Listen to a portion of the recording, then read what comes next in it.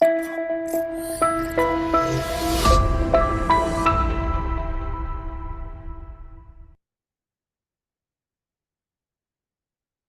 morning, everybody. I'm so glad you could come to our meeting, our first meeting at Nechama Spiritual Center online. Very excited about our first meeting today. So first, I'd like to welcome you to Nechama Center. Nechama is a Hebrew word for comfort and consolation. Our goal is to provide comfort to those who are seeking restoration and a safe place to authentically seek your truth and find your journey. We are a 508C1A faith-based organization under the 501c3 section.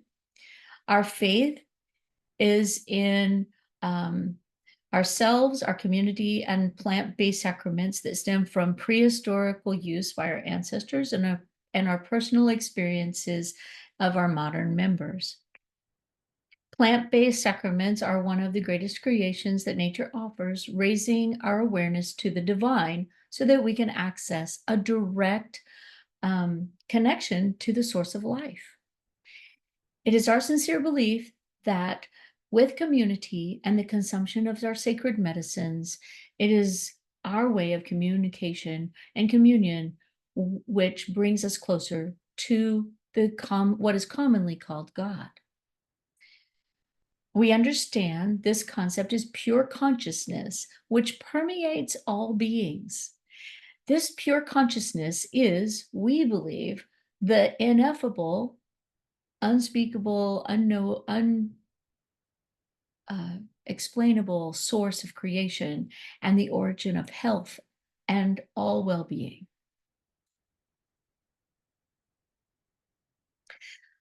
Our vision and mission is to provide a sacred and safe space for the connection of the community in support of mental, physical, and spiritual ascension to the divine in all creation.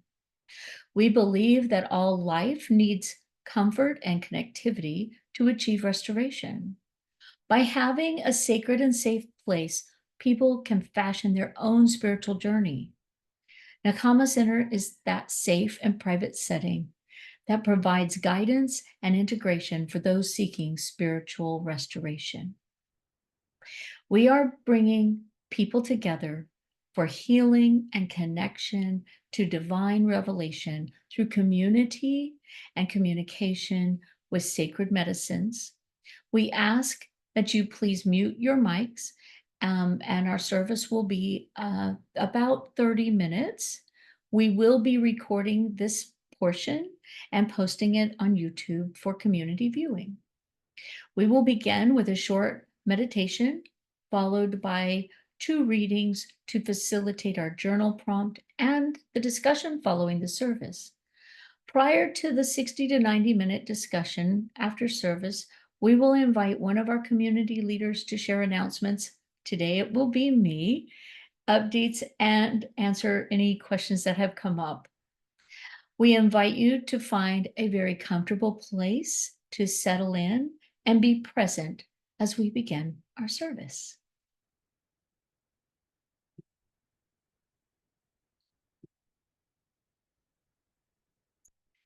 Just as, this is modified from the Zohar, and this will be our opening prayer each week.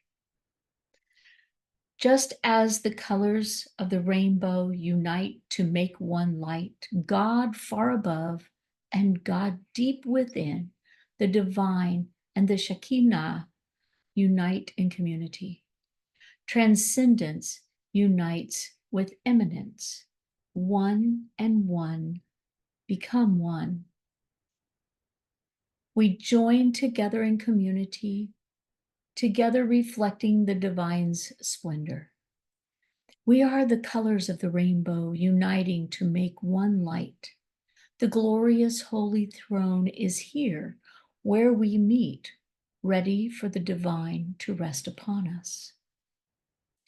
This sacred space uplifts us, Here, where electrons dance and the interplay of being and nothingness draws our hearts together, binary code flickering through space, making us present to each other and to the radiance of this day. We crown her from below, and she enfolds us in new supernal souls, so that our service be blissful and praiseful, joyful and radiant, as with shining faces we approach our prayer. Let's take a few moments to speak silently to our divine and meditate on our prayer.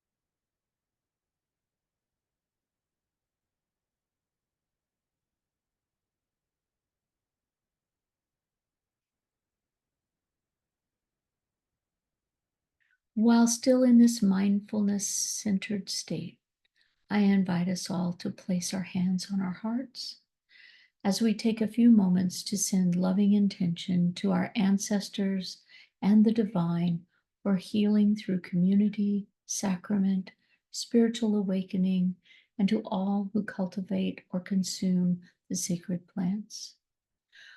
Without the Creator, communion of our members, and these sacred gifts, this community would not exist. The healing done by the Creator through community and sacraments is not limited to the times when we commune and consume, but extends to all aspects of our lives and spreads like a mycelium around our world. It is through intention and attention that we call forth the healing power of the divine, of the sacrament, and of the community that we have formed around our common understanding. Let us use our ever expanding awareness to bring greater peace and healing to our world. Let us radiate gratitude from our hearts to our Creator, to our community, and to those who cultivate the healing plants. For these gifts impart healing to those who commune with love and sincerity.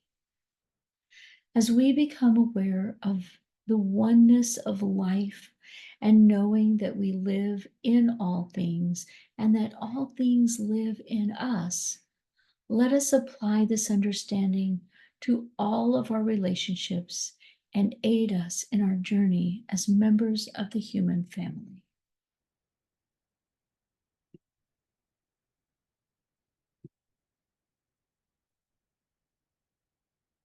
We're about to go to our first reading. We use many texts, believing that no single text holds all truth. So you will see that our readings today, we're talking about contemplation and mindfulness, the changing of our minds. And you will also notice that we will be reading from several sacred texts that may or may not fit your comfort text area, but we will be open to all of them because they, in most cases, share similar truths. Our first reading. What is contemplation?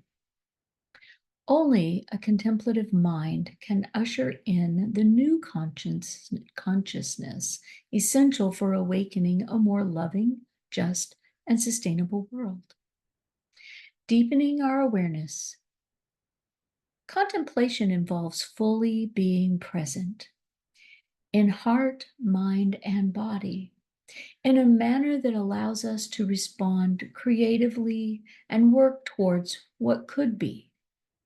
For many, this takes the form of prayer or meditation, a daily practice of deep listening to better connect with ourselves and divine love. Contemplative prayer helps us sustain the truths we encounter during profound experiences of love and suffering long after the intensity of these moments fades. Contemplative prayer is a lifelong practice, never perfected but always sufficient. Each time we pray, our habitual patterns of thinking and feeling inevitably interrupt and distract us from deep listening. Yet, it is through these repeated failings that we encounter divine grace and experience a transformed mind. Romans 12:2 urges us to renew our minds. The Buddha teaches that change is never painful, only resistance to change is painful. Three universal truths state: 1, everything is impermanent and changing. 2, impermanence leads to suffering, making life imperfect. And 3, the self is not personal and unchanging, but quite the opposite. The contemplative mind is about being present in the moment without judgment, analysis, or critique. This holistic, heart centered knowing opens the mind, heart, soul, and senses to the moment just as it is. Through this, we learn to love things in themselves and as themselves, holding both the attractive and the unpleasant together in one accepting gaze.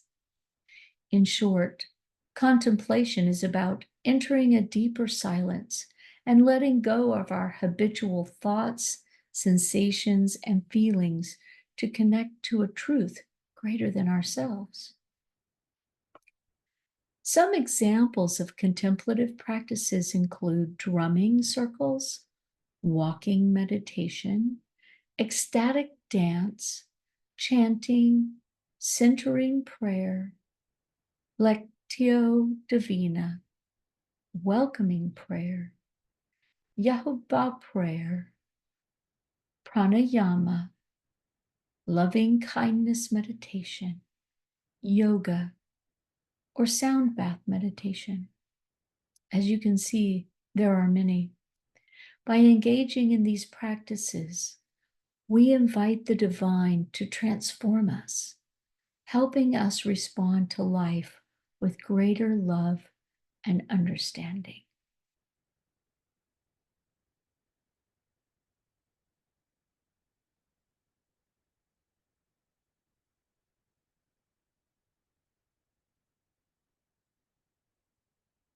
Please take the next few moments to reflect and journal your feelings, thoughts, and ideas this reading has brought up for you. What is contemplation for you? What contemplative activity resonates with you? We will take a few moments to let you reflect. We will have an opportunity to explore what we journaled during our discussion following the service.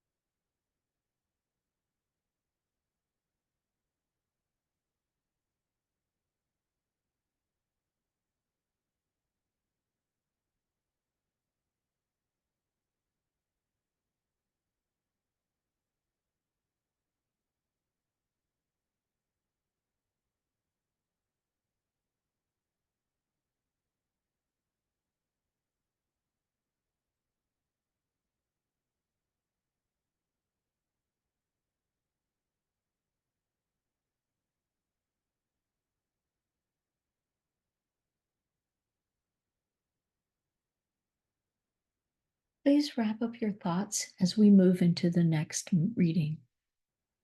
Give you a few more moments.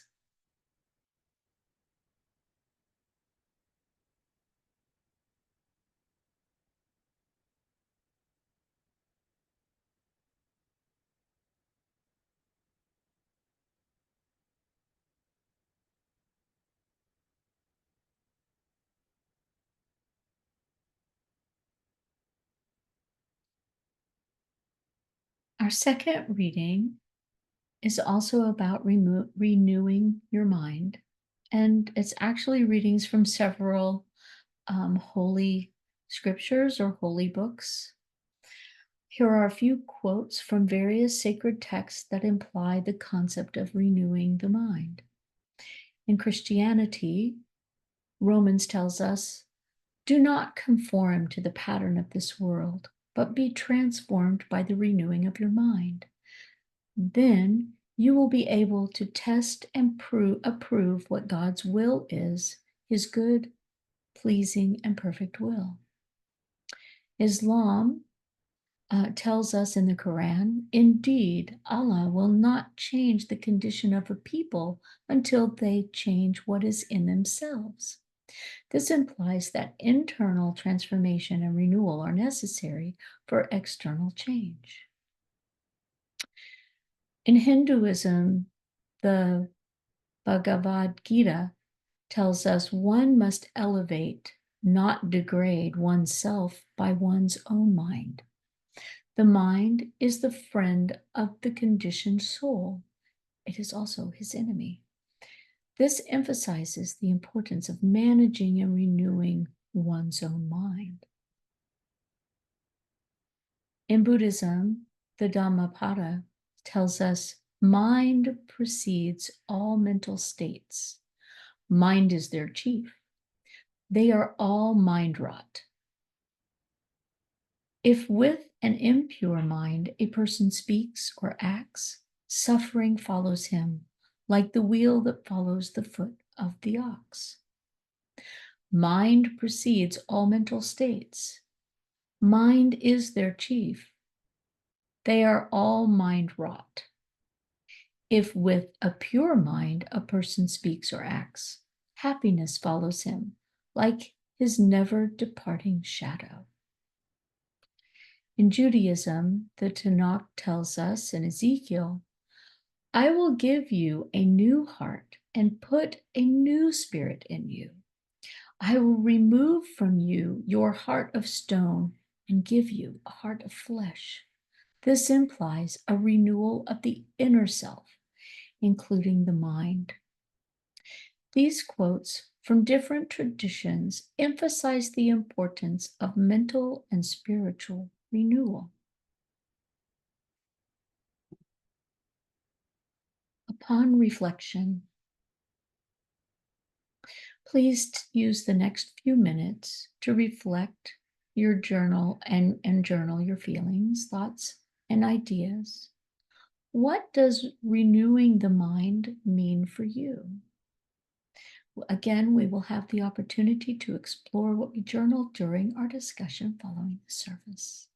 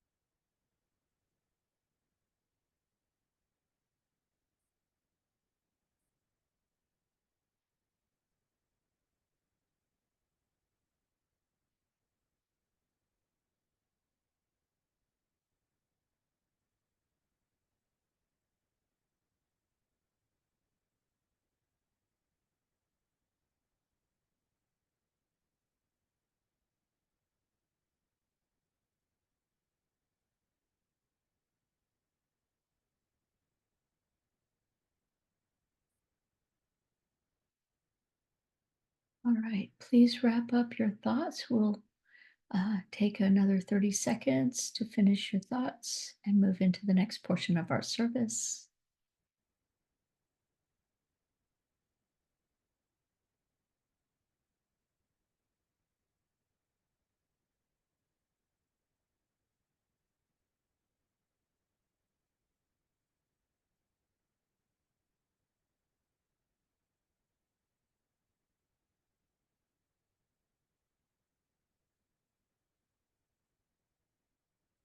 All right.